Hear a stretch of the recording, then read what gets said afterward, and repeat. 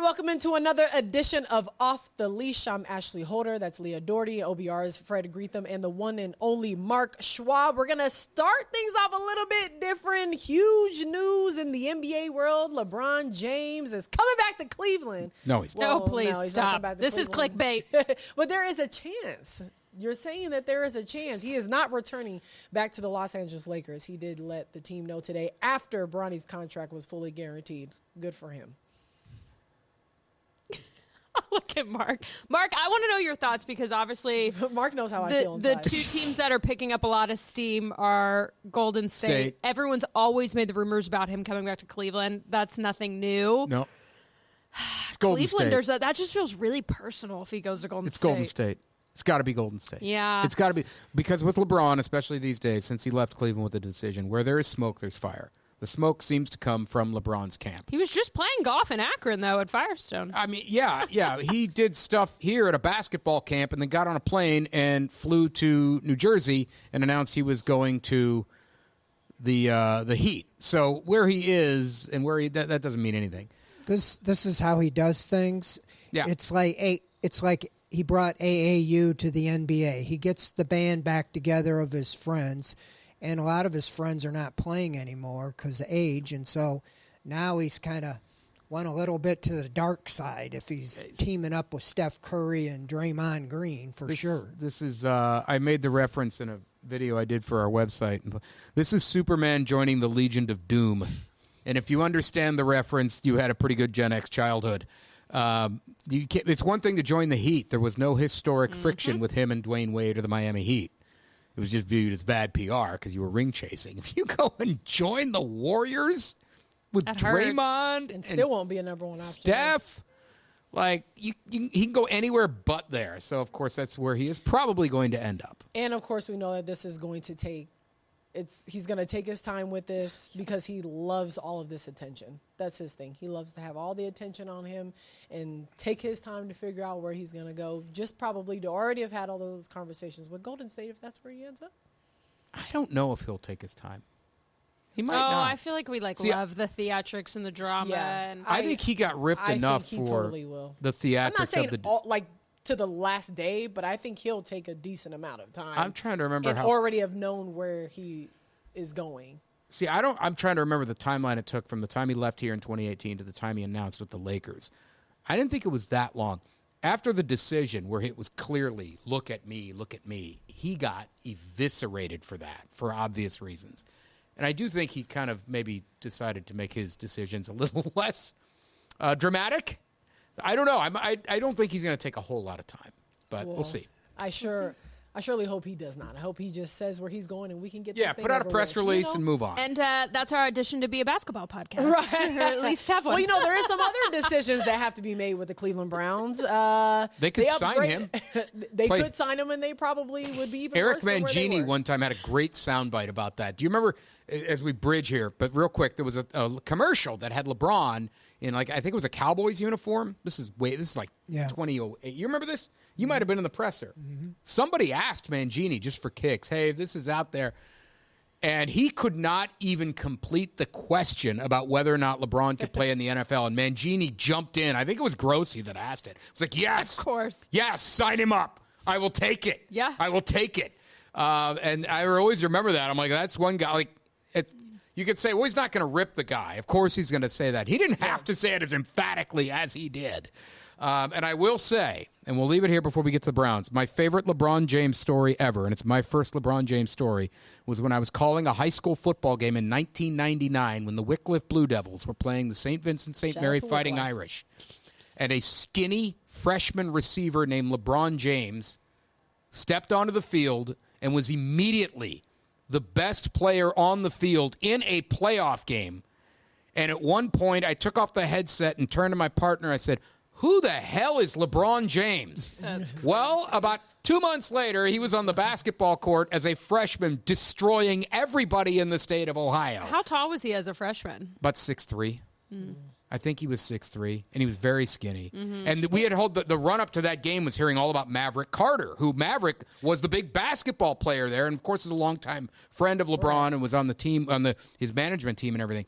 And Maverick, I think, got hurt, but LeBron was the St. V's offense. St. Vincent St. Mary lost that football game. Wycliffe had a great year that year, came within a whisker of beating the team that won the national championship, or the state championship. But that game, they could not stop a skinny freshman receiver named LeBron James. But it's interesting because you always see when people are, for the most part, like a dual athlete, always ends up being with baseball. It would be kind of cool to see like a basketball and a football player, even though they obviously the seasons overlap. But that would be interesting if there was an opportunity to see how a basketball player would also play football and vice versa. And since we're getting very far afield, my hot take is Michael Jordan was not as bad as baseball as people say he was. Go ahead.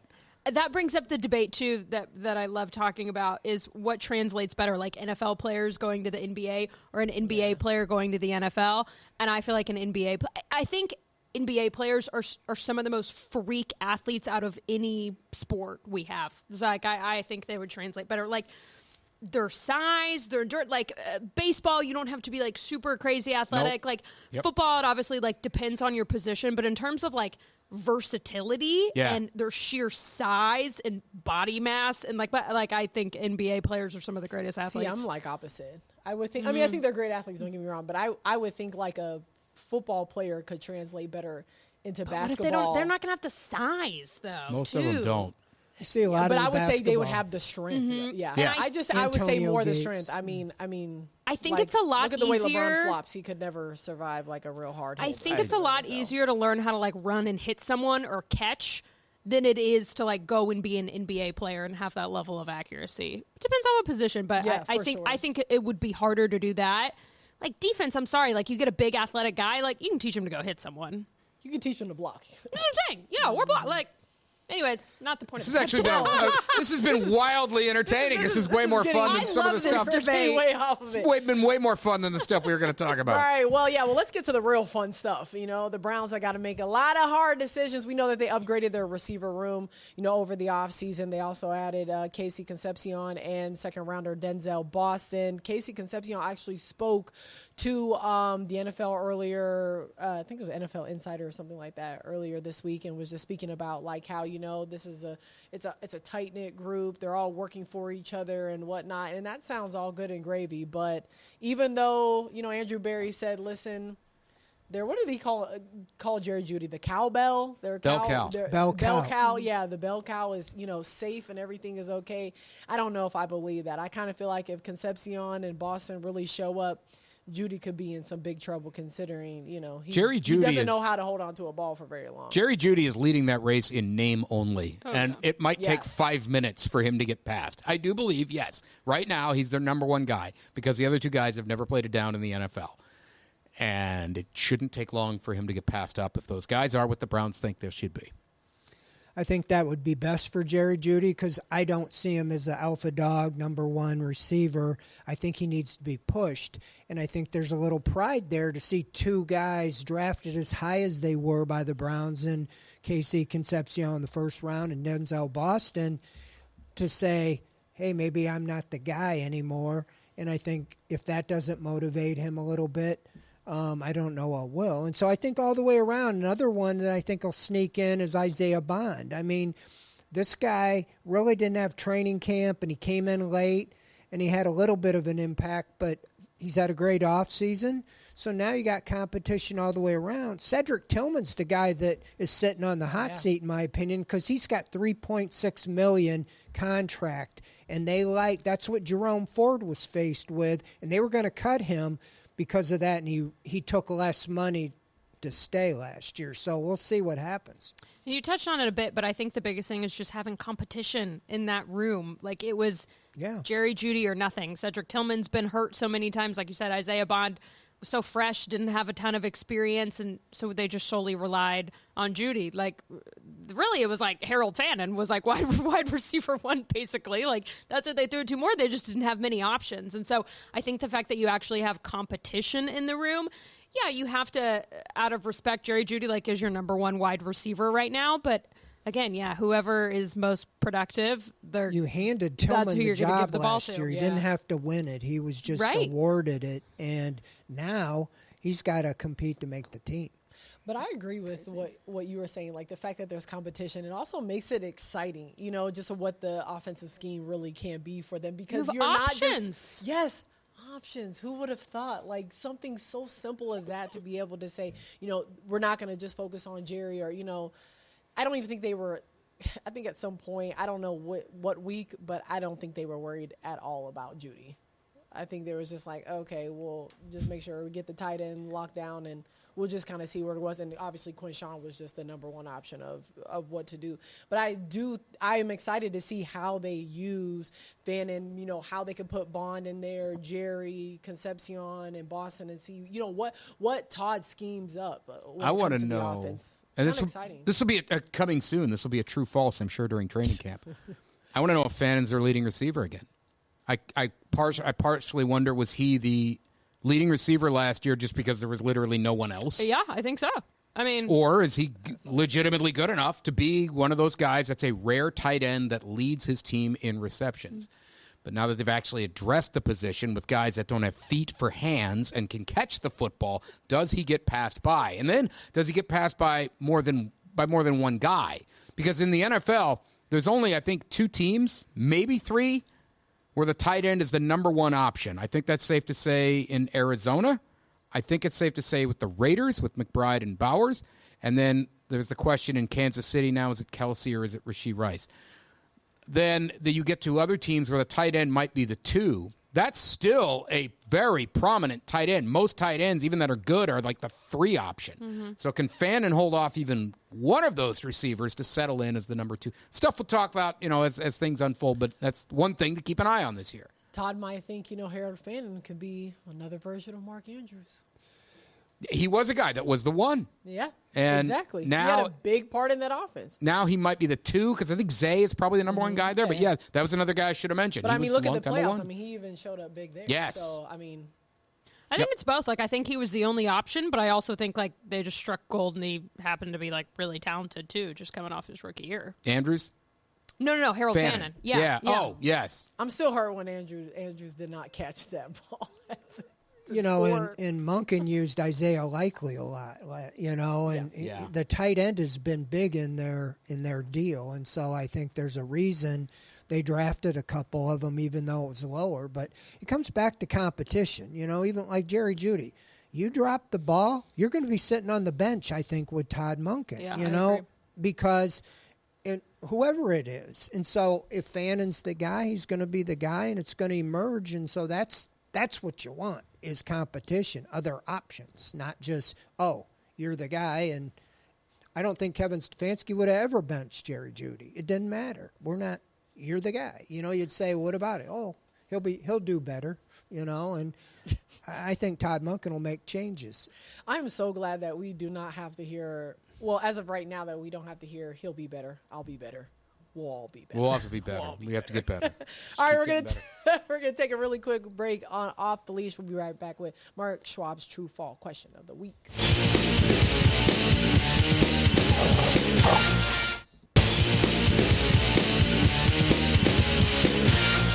Off the Leash continues. True false question of the week, not Browns centric. It is involving the Buffalo Bills. And we're going to get to Ashley, probably second or third on this. And I specifically want to get to Ashley and give her time because she's covered the Bills. She lived there. She focused on that team for a long time. They have decided they will not honor O.J. Simpson in their new stadium. True or false? The Buffalo Bills are making the correct move by making that decision. This can be Fred or Leah, whoever wants to go first. I'll start, as far as I'm going to say false, just because the NFL has him in the Canton Hall of Fame. They didn't take that away from him. I look at things different because I cover the football player. Like Deshaun Watson, I had colleagues that quit over this, bringing him in. And even though I might not have agreed with it, I can cover him objectively as a football player. And you can't take away what he did for the Buffalo Bills. He made the Hall of Fame. He rushed for 2,000 yards. everything off the field's despicable. They can do what they want. I'm not saying they can't, but I don't think you can take away what he did for the Buffalo Bills as a player. And the NFL has him in the Hall of Fame. They didn't say, okay, we're scratching you. You're not in the Hall of Fame anymore. Here's my question, and Ashley might know. How have they acted towards him, like, since everything? Like, have they continued to remember him and his legacy and, like, post stuff on social media or honor him, XYZ? Right. You're saying is this a continuation of recent history? Because that matters. Or is this to me. a break in recent history? Yes. Like, have they always, like, promoted him as one of their greats? Well, when I was there, no, he wasn't really mentioned much at all. But I will say he was in Buffalo a lot, and he did a lot of different things around the city of Buffalo, not necessarily with the team, but there were different organizations or different pop-ups of speaking, whatever it might be, that he was there for. And when I met him, there was still crowds of people around him that wanted to meet him, that wanted to talk to him, and things like that. Right, taking off of whatever happened off of the field. But he was still, as far as a football player, I still believe that there were still a lot of people that loved him as far as just the football standpoint. Because if the team has always distanced themselves from him, then to me, this would just be a corresponding move with that, and that makes sense. If that aligns with everything they've been doing up until this point. If they have, like when he went into the Hall of Fame, like were they posting about it on social media or XYZ or whatever, like using... Well, he had been in the Hall of Fame a long time. Right, before pre-social media. Yeah. But like in general, like do they do stuff like that to promote him for anniversaries or records or XYZ or whatever? Are they still kind of promoting him as like being a legend there? Because if they're not, then this move makes sense to me, and I see no problem with it because they're just being consistent with what they've done. Gotcha. All right, Ash. True or false? Let it rip. They made the right move.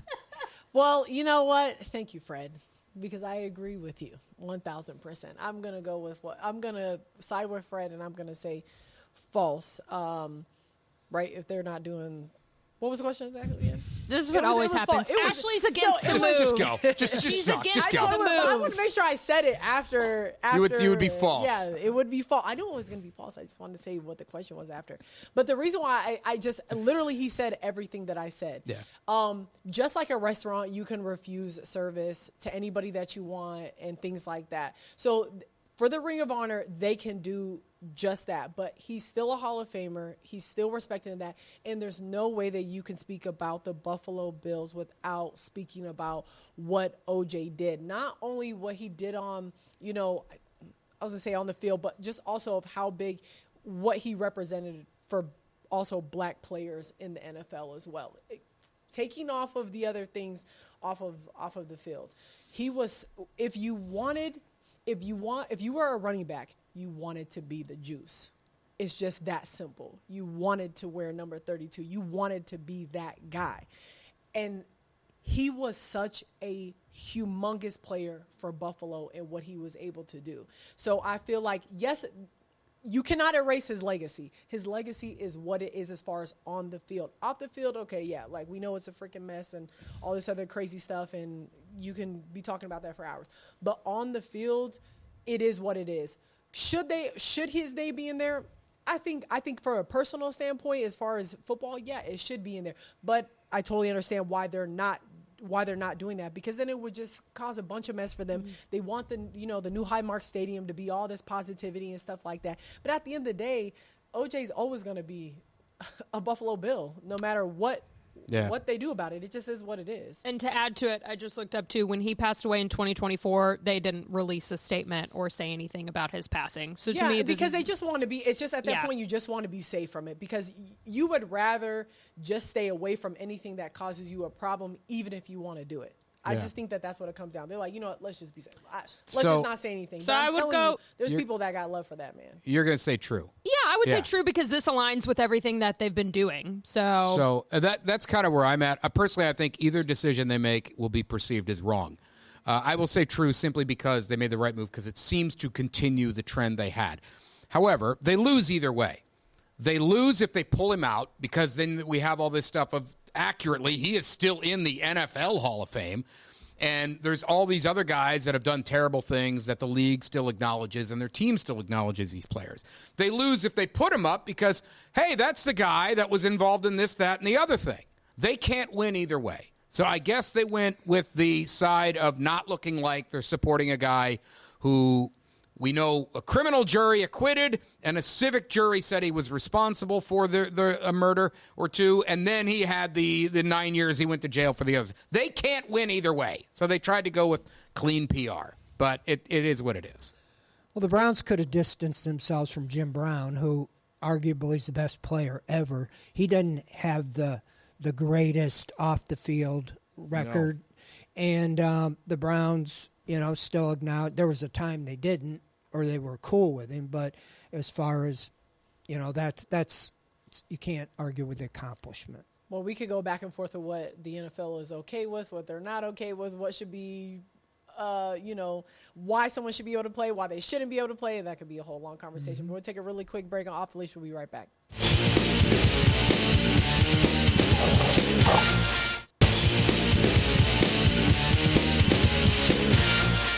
All right, really quickly before we get out of here, just some sad news around the NFL. C.J. Johnson, man, came out, said he was diagnosed with ALS just a year ago. He was talking about how he was lifting his daughter up and whatnot, and now, he was using a speaking device just to be able to talk to Good Morning America. Just sad to see. I mean, it's just crazy how quickly, this disease is kind of targeting players and just regular people, and they don't even know where it comes from. And it's like when you think of CJ, you just think about how dominant he was for the Titans, man. Again, another just dominant running back.